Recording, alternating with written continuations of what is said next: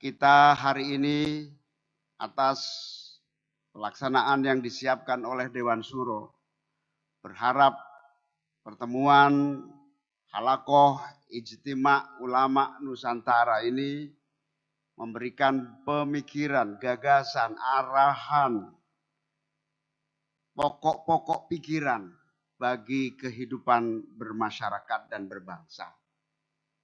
Kita sangat berharap di tengah berbagai perkembangan perubahan yang dramatis di berbagai kehidupan kita, sosial, ekonomi, politik, budaya, yang terus mengalami pergerakan perubahan yang tiada henti, tiap hari, tiap jam, tiap menit. Paling tidak ada 3 kondisi yang harus kita antisipasi. Akan mewujud sebuah keadaan di mana yang kaya akan tetap kaya, yang miskin akan semakin miskin. Satu keadaan yang paling menonjol dari keadaan yang pertama ini adalah kesenjangan sosial yang tinggi. Kesenjangan sosial yang tinggi inilah yang harus diantisipasi bersama. Di mana akan ada kerawanan-kerawanan, kecemburuan sosial, dan rentan atas konflik horizontal.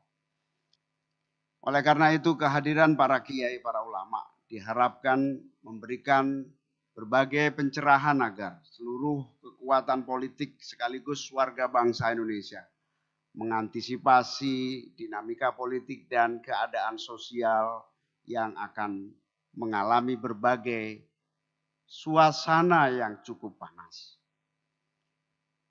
Di sisi yang lain, kita masih bersyukur kekayaan sumber daya alam kita, kekuatan konsumsi warga masyarakat bangsa kita, memberikan peluang dan kesempatan kita untuk bisa tetap bertahan dengan baik di tengah krisis global.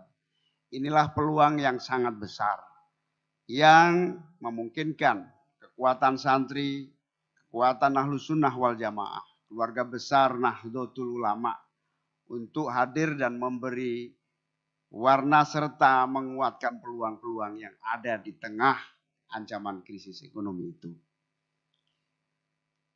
Dalam kondisi ini tentu PKB beserta seluruh jajaran didukung para kiai, para ulama yang terus secara istiqomah mendampingi, mendoakan, membuat kita tetap kuat dan solid dan hadir memberikan solusi dan warna baik di tingkat legislatif, eksekutif, dan di seluruh level kepemimpinan umat dan masyarakat.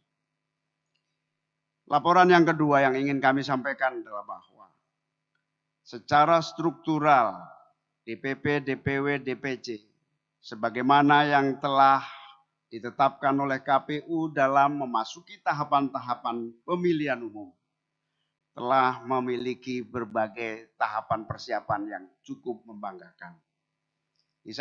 Alhamdulillah, PKB adalah partai pertama yang lolos dari seluruh syarat-syarat verifikasi.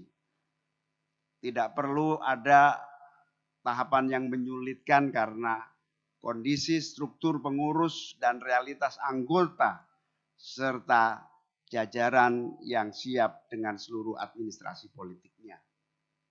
Alhamdulillah daripada ikut undian nomornya nggak jelas, kita tetap memilih nomor 1 pada pemilu tahun 2024. Karena insya Allah kalau tahun 2019 kita juga nomor 1, calon presiden dan wapresnya juga nomor 1, alhamdulillah berkah melimpah PKB meningkat suaranya. Moga-moga 2024 nanti mengulang kesuksesan Pilpres pada tahun 2019 yang lalu. Di mana kita bisa menggugulkan Rois Am, pengurus besar Nahdlatul Ulama, sekaligus Ketua Dewan Suro DPP PKB periode pertama. Alhamdulillah bisa menjadi Wakil Presiden Republik Indonesia. Target minimumnya minimal bertahan di posisi Wakil Presiden Republik Indonesia.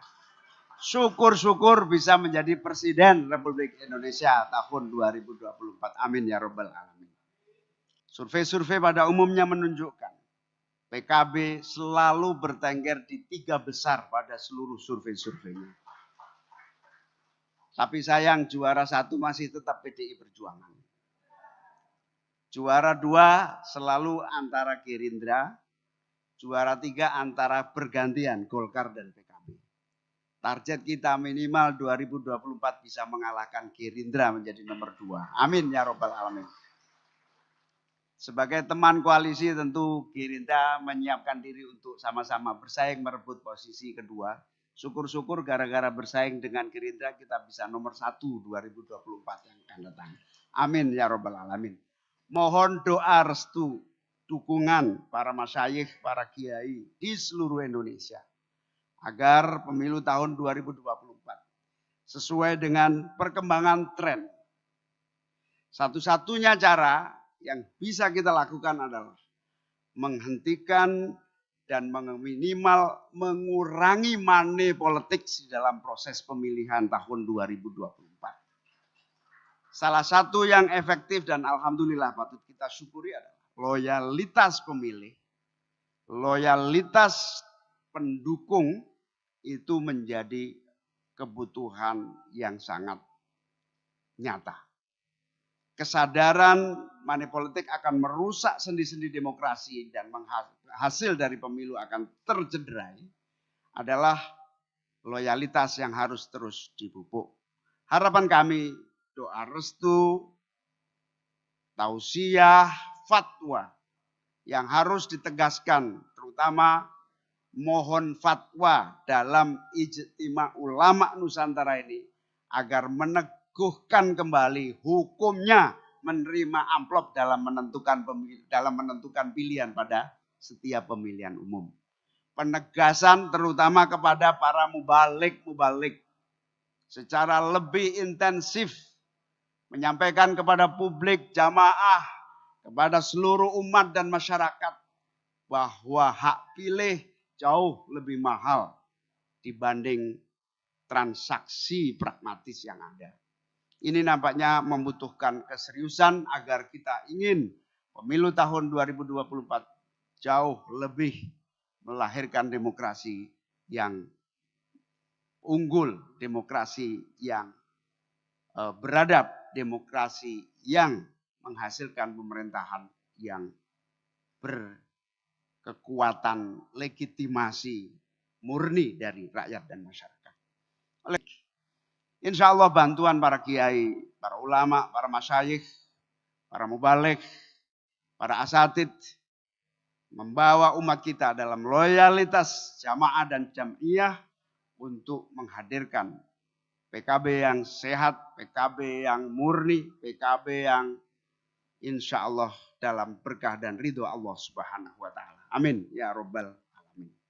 Hadirin wal hadirat sekalian, wabil khusus Pak Wakil Presiden yang saya muliakan, dengan tantangan-tantangan yang ada, dengan kekuatan yang kita miliki, insya Allah kita optimis dan yakin pemilu tahun 2024 bisa kita lalui dengan aman, tentram, sesuai jadwal.